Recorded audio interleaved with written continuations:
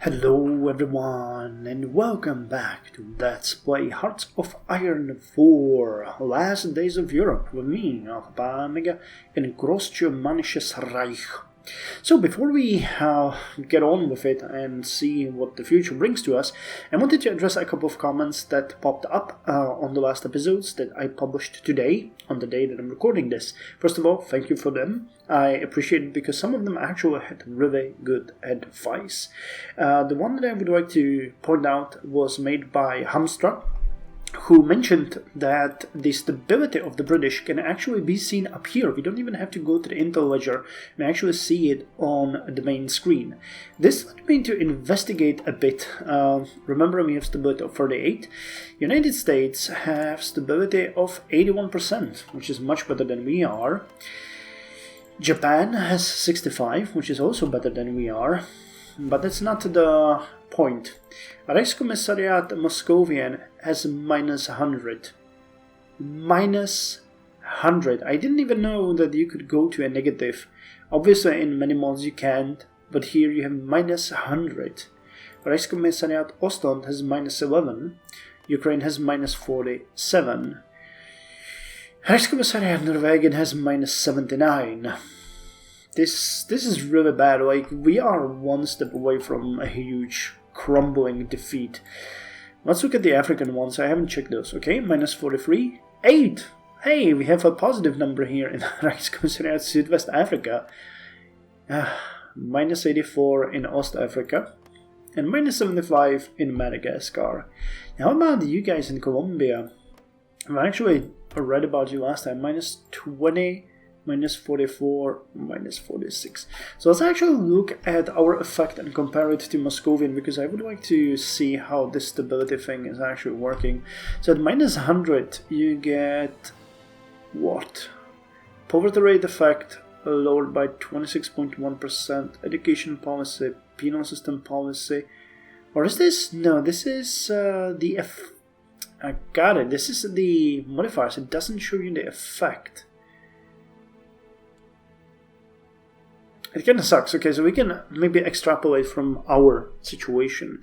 So at 38, we have a lowered political power cost, or actually lowered gain in political power. Organization of divisions is lowered. Recovery rate is lowered. Construction speed is lowered. Factory output is lowered. Dockyard output.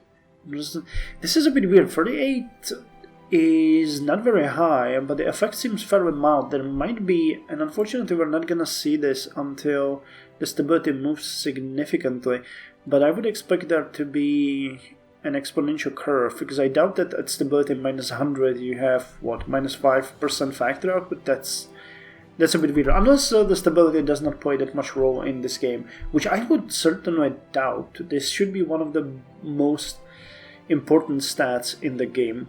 Well, anyway, thank you, Hamster, for pointing that out. Butter My Pickle 5054 actually had a great point as well. I didn't mention that.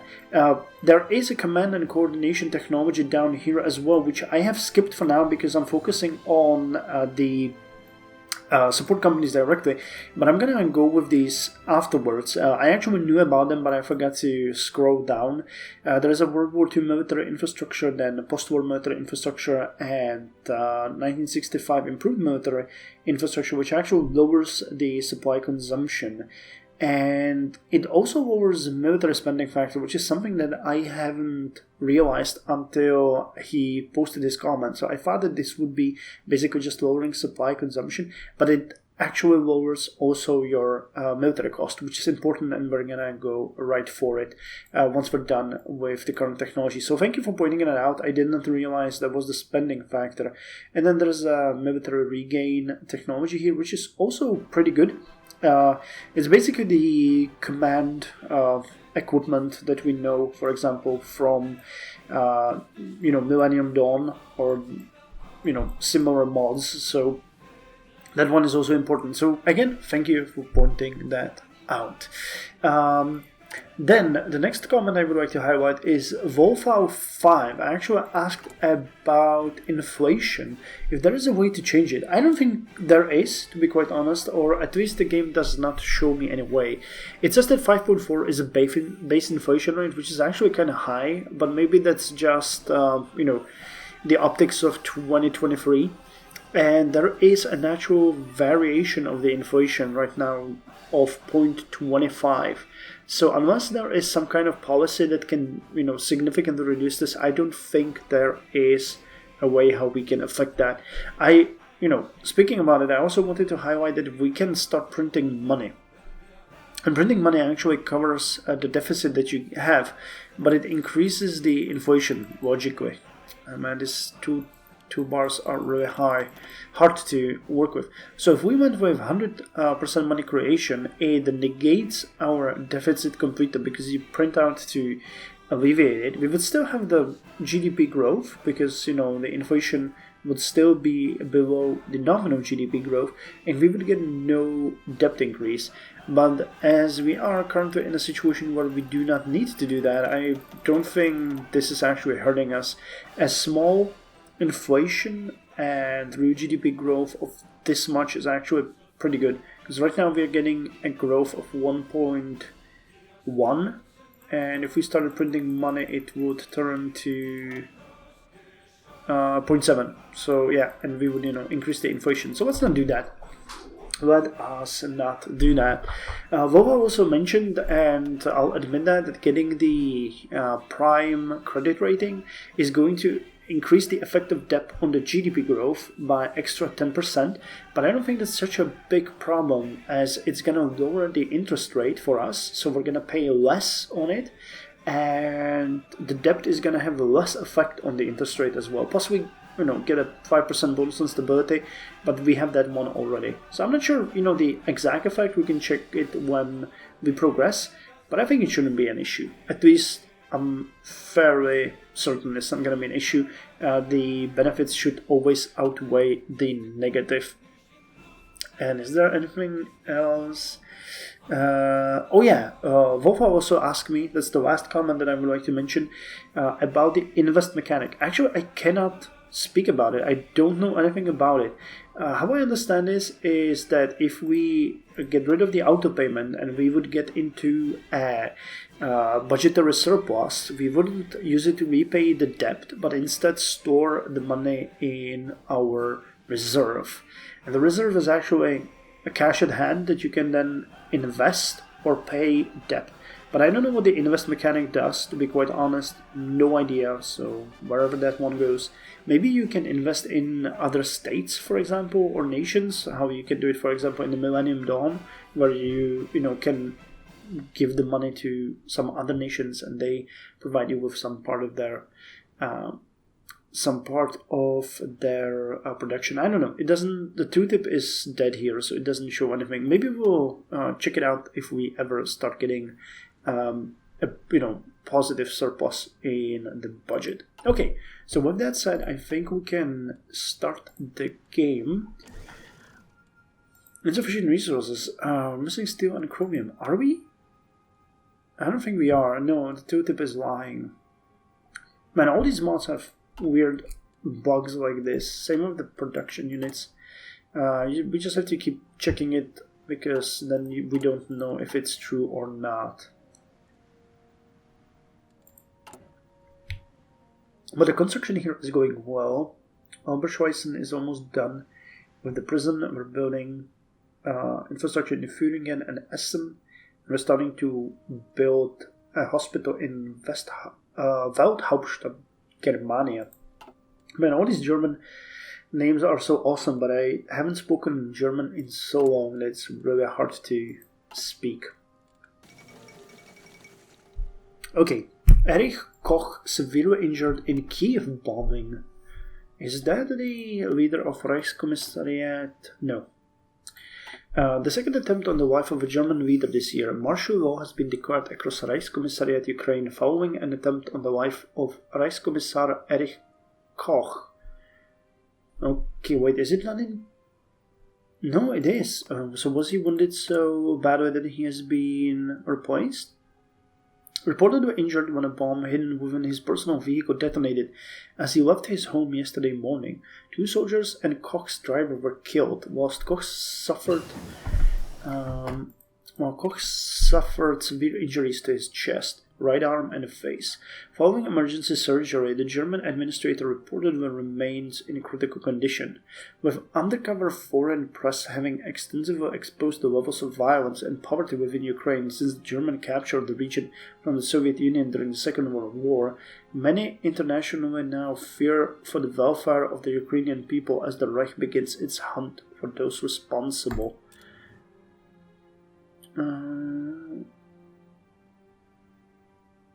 Okay, no, so he has been replaced. Georg Leibbrand. In his years as deputy, Georg Leibbrand has always dreamed of a moment like this, to see Koch killed by his own hubris, to see every folly of the old regime laid bare. The concept of such a dramatic collapse had come as a spiteful fantasy to the deputy, yet his dreams always ended with his domain as stable and functional, a product of scientific reforms. They never ended like this. Shoved into the twisted throne of Erich Koch, Leibbrand never realized the level of mismanagement at every level of the Reichskommissariat. Yes, the deputy had seen the Ukrainians as natural allies, but the scale of their insubordination outmatched even his most dire scenarios. Where he imagined himself the sole reformer of Koch's broken system, he now must share power with the fellow visionaries who shot down every one of his proposals. Or shoot down every one of his proposals.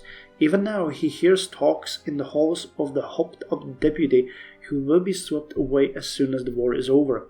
Insubordination, it seems, has outlasted even the Reichskommissariat itself. There is no time for reform, there is no place for change. As Leibbrand looks around his dying colony, he can only think one thought. 23 years, more than 2 decades of badly formulated plans, ill-conceived rhetoric, and petty infighting has left Ukraine in this moment. Woe to the man who is left to pick up the pieces. Now that is so depressing. Okay, so we're going on the Tour de Nation. Let's continue with the counter-espionage. I think that one will be really important. I don't know if you should send Wolf somewhere. I don't see a legitimate target for him, to be quite honest. So let's just keep it as it is. Okay. Nice, the deficit is dropping.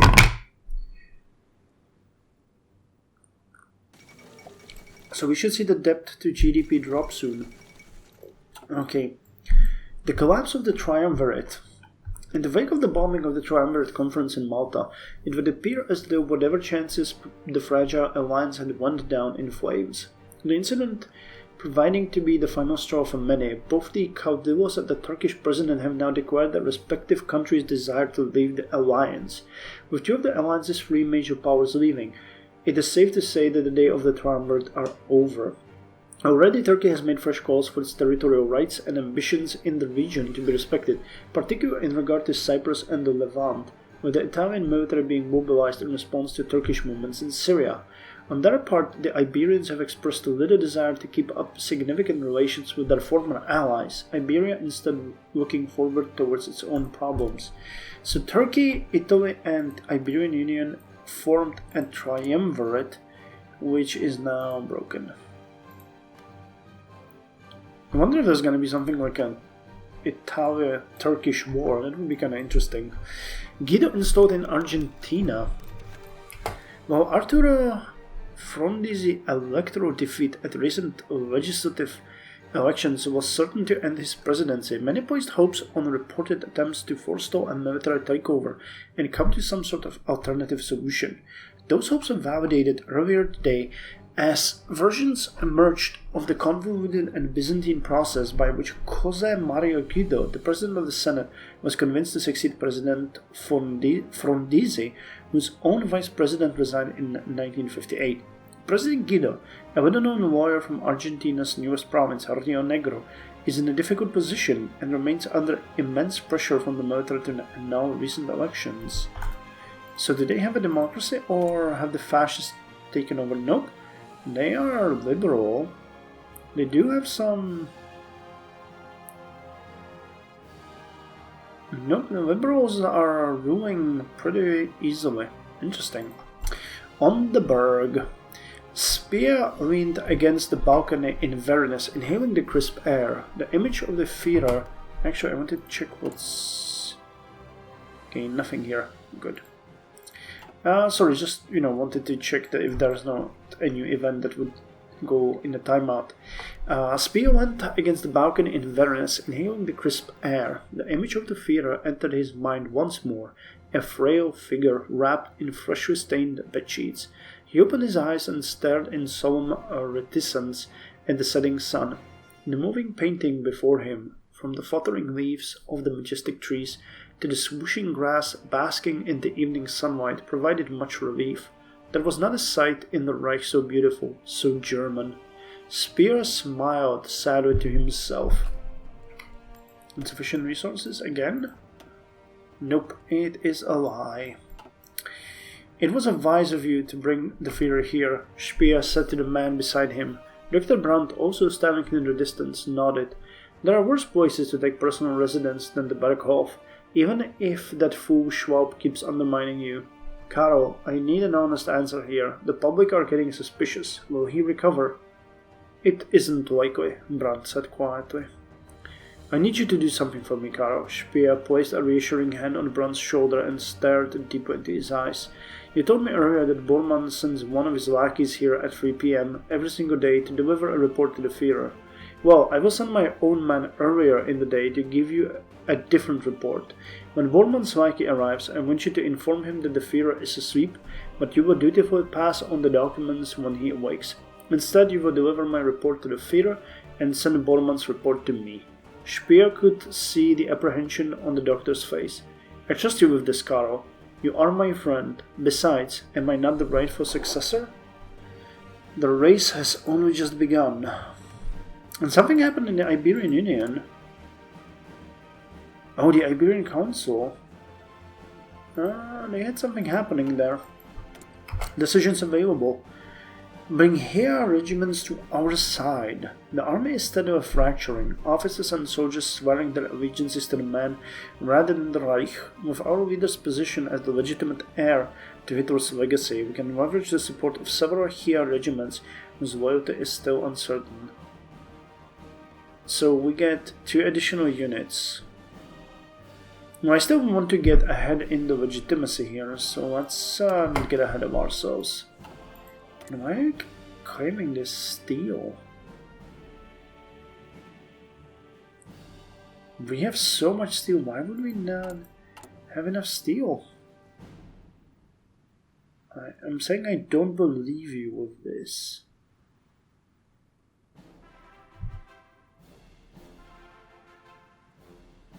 No steel needed. Who needs steel?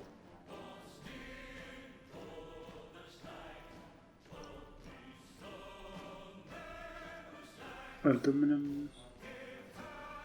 We're barely using any steel. No, actually we are. So the motorized equipment isn't getting enough steel for some reason. And same with the tanks. Even if we claim, or if the game claims that we do have enough, that is weird. Produced, imported, consumed, total. Okay, can I trade some steel? Recurring trade. In the market we are offering to sell at the benefit of 219.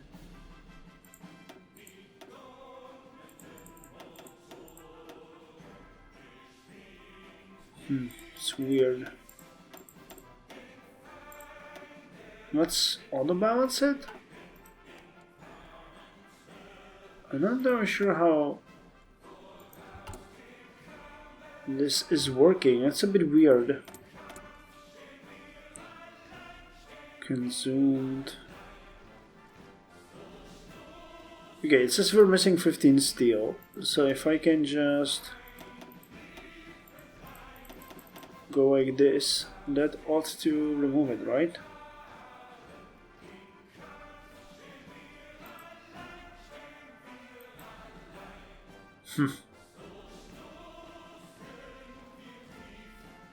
Insufficient. We have 9,999 steel in balance. So what the hell? How can I get it from the stockpile? Ah, man, this is beautiful. Production units. Okay, now suddenly we have this. Consumer goods. 17. Stockpile. Change it by, we have a maximum stockpile size of 9,991, but it doesn't tell me how to reoccurring trade value. Huh. Well, I guess never mind then. We're just not gonna get steel. Or maybe you guys can advise me. So something is really weird here. I don't understand how this works properly, and it's weird. Exports, imports, value, trade. I can say that I like the trade more in regular Hearts of Iron. But yeah, the good news is that debt to GDP is getting better. So, yeah, and we're still producing the motorized. It's not such an issue. We're missing just a bit of steel, and we're still producing nearly 11 per day, so it's not an issue.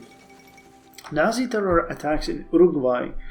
No word better describes recent developments in Uruguay than calamity. The loathed pro-German Quinta Columna has conducted a terrorist campaign in Montevideo, overwhelming the police forces of Colonel Aguarondo, who failed at stopping it.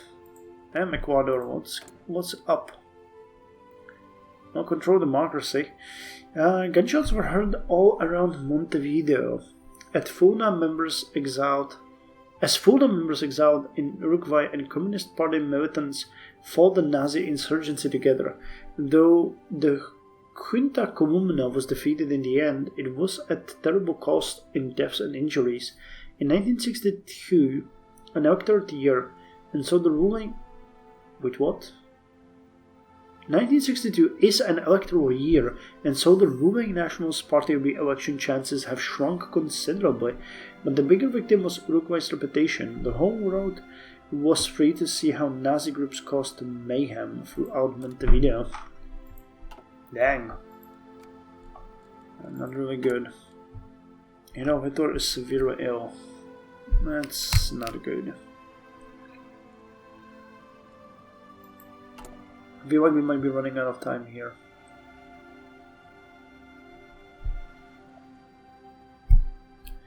And I'm not happy. No, debt to GDP though is great. But inflation is rising slightly. It's a natural variation. Che Guevara released. Today all eyes of the world are fixed on Chile, as famous revolutionary Che Guevara was released from Santiago, a public prison today. Responsible for agitation and sedition, as according to many, President Jorge Alessandri refused to extradite the revolutionary to his home nation of Argentina. While some believe Alessandri to be concerned for his safety, this move also comes in the midst of him attempting to begin a process of land reform. So it is believed that this was an attempt to secure support from the socialist-led FRAP coalition. Though this may allow for President Alessandri to come closer to his aims, it has also sparked considerable controversy, both locally and abroad. Only time will tell if this move has secured a future for Chile, potentially at the cost of others, or if this is yet another footnote in the long history of Chile's political instability. The Presidium of the Supreme Soviet has conquered the Buryat Autonomous Soviet Socialist Republic in the struggle for the fate of Russia. To the madness of daring, we chant a song. So why did this happen? The Presidium of Supreme Soviet. Last... Kazakh SSR Irkutsk. So Presidium No. President of the Supreme Soviet defeated Buryatia. Oh, okay, so that's the leadership. So Irkutsk is the one that actually done this. So Irkutsk. It's kind of interesting that it says the Presidium of the Supreme Soviet has conquered Burya. Maybe there was a civil war. That would make sense. Bolshevism. Jesus. Gerekia Goda.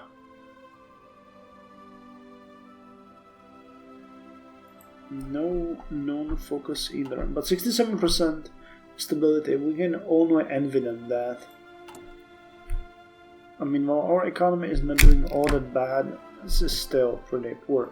But the GDP is increasing by 1% every 1.2% every year. That's pretty good. As the debt is dropping. Hey, look for opportunities came back. SS acting up. The Schutzstaffel are once again stirring up trouble within the Reich. While this isn't exactly uncommon or new, the SS couldn't have chosen a worse time to recommence their usual antics.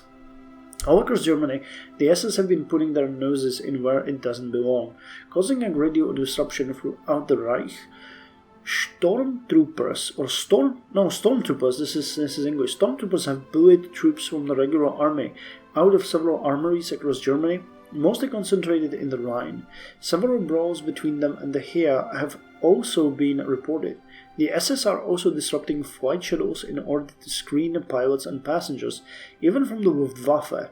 This is a thin veil to harass them, nothing more, and shouldn't be mistaken as anything else. They have felt the need to make their presence known to the civilian population as well, carrying out their own investigations of the citizen population. Anything ranging from foreign spy to tax evasion has been used as an excuse to detain and harass people. They even have the backbone to set up checkpoints with no approval from anyone but themselves, and have been able to freely arrest suspected Jew and other undesirables who are more often than not critics of the SS. With these fanatics causing so much chaos, some kind of action must be decided on soon to limit their activities and restore some semblance of sanity. So root SS influence onto the civilian sector. Okay, that is gonna give us our bonus in GDP and increase our legitimacy. Resist the SS with help from the party loyalist. Restrict SS movements around here and civilian infrastructure are excellent, all according to plan. My god, Heydrich is such a guy. Okay, so this will increase our GDP by 0.2, which is good. How much do we need for the next production unit? 1 billion, okay. But yeah, let's further lower the debt to GDP ratio, which can make us happy. I mean, yet again, it is necessary to say that we don't really care about the fact that we might have a high debt that we need to pay. If it's low to our GDP, then it's fine. War in the desert. Oh, Turkey has declared war on Governor Dervavante. The 5th territory of Yugra declared war on the Vorkuta Corrective Labor Camp. Vorkuta Corrective Labor Camp. 5th territory of Yugra. Okay, we'll have to look into this. But first let's look at the war in the desert. So how big is this? Is it this entirely? Governor Dervavant. They got 13 divisions and Turks have 25 or 26. Motorlu Tümen, Piyade Tümeni. Okay. Zuga, and these guys got Carabinieri, armored and motorized. Well, I'm pretty sure that the Turks are gonna win. But, can we get involved in any way? No, we can't. Okay, so what does this say?